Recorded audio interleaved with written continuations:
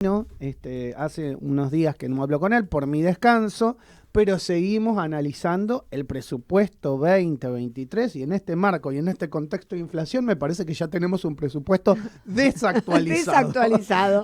Hola, hola, Juancito, buen día, ¿cómo te va? Maxi, ¿cómo andás? Tanto tiempo, espero que hayas descansado. Esa era la Sí, idea. estuvimos desmenuzando el presupuesto con Josefina. Hola, José, ¿cómo andás? Bien, muy bien, Juancito. Tratando de encontrarle, no sentido, pero tratando también de hacer un revisionismo con lo que fue el último presupuesto. ¿Te acordás, Maxi, allá por diciembre o noviembre del año pasado? Ujú, Guzmán había planteado una meta inflacionaria del 28%. ujú, Así que si lo comparamos con lo que estamos parados hoy, y que PESE plantea que el año que viene va a haber una desaceleración de la inflación, que tal vez plantea un 60 anual, digamos, no sabes, aquí obviamente que no son para mí metas posibles. Ojalá que suceda. La verdad, hoy no lo veo. Y con respecto a la información parlamentaria de la semana, como hablábamos antes, sí, martes, miércoles y jueves a partir de las 11 de la mañana, ya en un ratito, son -5, comienza en el anexo C, sigue el debate del presupuesto. La semana pasada nosotros, como tuve la posibilidad de hablar el jueves, tuve la chance de poder hacer como análisis de la semana, en el sentido de que fueron varios ministros y ministras, secretarias y secretarios ujú.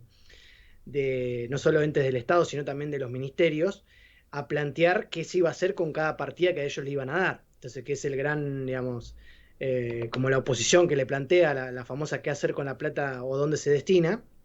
Entonces, en el medio de esto, hubo cambio, como vos planteabas, Maxi, en tu editorial de inicio, hubo cambio de ministros. O sea, que Moroni había estado la semana pasada en el Congreso. Claro, Y sí. hoy ya tenemos, bueno, hoy todavía no, parece que el jueves recién El van jueves. a asumir formalmente. Tenemos a Kelly Olmos como ministra de Trabajo. Ujú. Entonces, todo lo que planteaba Moroni, que yo le fui contando a la gente la semana pasada y lo hablamos con Josefina, ¿te acordás, Sí, sí, José, la famosa perfectamente. desaceleración de, bueno, la baja del desempleo, que Moroni lo planteaba en un 6,9, la punta, digamos, como el apogeo de la actividad económica en casi un 48%, digamos. Todos esos números, evidentemente, como yo decía, que mezclábamos información y opinión, era un dato duro. Después vas a la realidad y como vos, Maxi, planteás que no sabes cuánto te pueden valer las cosas acá cuando ahora salís a la calle y vas a comprar algo. Evidentemente la oxigenación del Ministerio de Trabajo se iba a dar en algún momento. O sea, Moroni no iba a poder llegar hasta el fin del mandato, luego de lo que fue el desgaste con la negociación con el Neumáticos. tema de Claro, neumáticos. igualmente Y déjame decirte ahí, Juan, Sí, que la gran preocupación, y José, que seguramente tiene la misma información, es con Sergio Massa, porque Massa no estaba exactamente. al tanto de la persona que iba a llegar al Ministerio de Trabajo y tiene que estar completamente articulado con economía, porque hoy no Absolutamente. articular trabajo con Absolutamente. economía con el tema inflacionario es prácticamente un suicidio, parece un suicidio Absolutamente. colectivo lo que estamos haciendo. Exactamente, exactamente. Además, no en pos de defender la gestión de Moroni o no, pero la situación creo que pasa por el Ministerio de Economía, no por lo que Moroni podía o no podía darle a los La sindicatos. información que yo tengo es que Moroni también se va por un tema de salud, no Eh, eh, necesariamente, pero es un poco... el tema de salud es un tema que él tiene de arrastre, no es de ahora,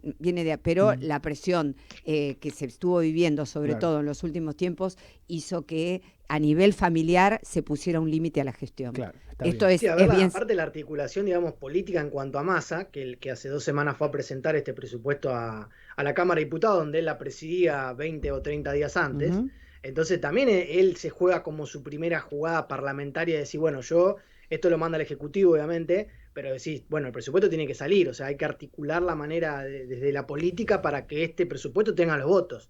Y hoy en día, o sea, ahora que estamos parados en estas reuniones que yo le digo, que obviamente son las reuniones públicas, ¿no? Lo que importa un poco más también son las reuniones que sean en privado y el famoso poroteo de si están los votos o no para cuando vaya al recinto este presupuesto. Entonces, hay algunos dirigentes del Frente de Todos que no están del todo contentos con cosas que hay del presupuesto, que todavía se deberían tocar para que llegue a diferentes lugares donde ellos quieren, no solo a donde está estipulado hoy. Entonces, por lo tanto, ahí tenés un par de votos que hay que ver qué pasa. Yo igual sostengo que para mí se va a aprobar porque ya no se puede seguir sin presupuesto aprobado por la Cámara. O sea, ya lo planteó también Massa en lo que fue el día que lo presentó, digamos. Está con la prórroga de la prórroga, no se puede seguir así, se debe aprobar el presupuesto. Por una cuestión de gobernabilidad también, yo creo que eso la oposición lo va a hacer, por más que esté totalmente en desacuerdo con varias cosas del presupuesto, con que no esté del todo cómodo con lo que vaya a votar, tampoco va a estar del todo cómodo con lo que vaya a votar algunos del oficialismo. Entonces esto ya pasó con la incomodidad o la comodidad dentro del Parlamento. Le pasó, por ejemplo, a Máximo Kirchner cuando no quiso votar el acuerdo con el Fondo Monetario. O sea, ya pasó esto dentro del oficialismo. Entre esas internas que vos decís, Maxi, de la política que anda jugando a la interna mientras la población está viendo cómo llega a fin de mes, en esto del presupuesto también se va a dar lo mismo. Entonces, para alguien capaz que te cruzas en la calle y dices, bueno, presupuesto, ¿a quién le importa? Es un dibujo. Está bien, es un dibujo, pero que se necesita tenerlo aprobado. Y en este caso, para mí, tal vez en estas reuniones de esta semana ya empieza como a deslumbrarse tal vez algún acercamiento de que se puedan conseguir los votos que faltarían, entre comillas. Fíjate lo que acabamos de decir y lo que siempre en estas columnas contigo pasan los años y decimos lo mismo, ¿no? El presupuesto es un dibujo. Y tiene que ver un poco con la editorial que yo hacía, ¿no? La Argentina de la barbarie, porque naturalizamos lo bárbaro, naturalizamos lo que no debería ser. Si vos tenés un presupuesto, el presupuesto, no digo que para cumplir a rajatabla, porque uno entiende que, digamos, en las partidas presupuestarias puede haber diferencias, eso uno lo entiende, pero deberíamos tratar de en lo macro y digamos, en los lineamientos generales, cumplirlos. Yo entiendo que vos me vas a decir, mira, una inflación a lo mejor de 60, se te va un 62, se te va un 65, pero no podés prever una inflación de 29 y estás en el 110. O sea, claramente es un dibujo, y ese es el problema, esa es la Argentina de la barbarie. ¿Quién pudo prever que de 29 iba a haber un 110? Con un presupuesto totalmente, digamos, a doble punta, o sea, en Buenos Aires y en Washington sería la cosa, digamos, es un presupuesto que está totalmente monitoreado por el Fondo Monetario. Entonces, en base a eso, y recordemos que al fin de la semana pasada, luego que yo hice la columna, el FMI volvió a aprobar un giro de dólares para Argentina, que en verdad es un giro que se lo manda y después la Argentina se lo vuelve a mandar a ellos, digamos, es otro dibujo más. Es un asiento, más, digamos, un asiento. Sí, es un asiento, es otro dibujo más, pero que también tuvo un par de waiver, como digamos, las alertas que el fondo le plantea a un país, en este caso a la Argentina, con todo lo que tiene que ver con las restricciones cambiarias y los tipos de cambio, o sea, esta semana que se rumorea mucho también, este es el gobierno del off, vieron que muchas cosas se dicen primero desde el periodismo y después no hay boletín oficial o conferencia, de bueno, el famoso dólar Qatar, que dólar Coldplay, que no se sabe qué dólar se va a presentar cada semana. Eso también el Fondo Monetario dice, bueno, paremos la mano acá con el tema de cuántos, digamos, tipos de cambio puede haber, cómo una economía puede funcionar a base de un tipo de cambio para cada actividad, digamos. Entonces, eso también es otra cosa que en el presupuesto cuenta, y como yo lo hablaba con Josefina y le planteaba, no olvidar que el año que viene es electoral y los gobernadores se juegan su principal carta en esto que es el presupuesto, porque tal vez en diputados no repercute tanto la figura de un diputado o diputada de una provincia, porque, como sabemos, el lugar que más representa eso es el Senado. Entonces, ponele que se aprueben diputados. Cuando llega al Senado, vos te pensás que algún gobernador no va a poner el grito en el cielo a ver si cambia o no su voto en base a la cantidad de, sea obra pública, sea lo que fuese que le puedan bajar, lo va a tratar de luchar, sobre todo por año electoral. Y recordemos que además sumo otro tema para ir, el presupuesto, como yo les planteaba hace un mes, es el foco principal de ahora hasta que se apruebe. O sea, no, por más que hay temas subyacentes como los que yo también hablaba con vos, Maxi, en la previa, de por ejemplo humedales, que quedó frenado en base a lo que Burjay le planteó en la Comisión de Agricultura, o alquileres, que lo hemos hablado también mucho tiempo durante el año, también frenados. Son temas todos que están como ahí, pero frenados, que para mí no va a dar el tiempo. Pero dos temas fundamentales para la población, humedales. Es parte de la agenda medioambiental que el propio presidente dice que quiere llevar adelante, pero que lamentablemente o no quiere o no puede, o dice que quiere pero no lo hace, y también habrá intereses económicos, todos lo entendemos, pero humedales es fundamental para el litoral argentino. Ciudades como Rosario, ciudades como San Nicolás, ciudades como Varadero, la propia capital federal que se vio afectada por el humo hace semanas atrás. Basta, muchachos, basta de joda. A laburar, ley de humedales ya. Es una cuestión de salud para la población. Recordemos que no fue alguien del oficialismo, más allá que preside grosso la Comisión de Recursos Naturales, fue Esteves el que planteó el emplazamiento en la sesión para que esa ley pueda girar, y obviamente que Cecilia Moró, hoy presidenta de la Cámara, también apoyó, digamos, pero esos apoyos públicos, por eso yo les digo que las reuniones públicas son una cosa, las declaraciones y después lo privado es otra.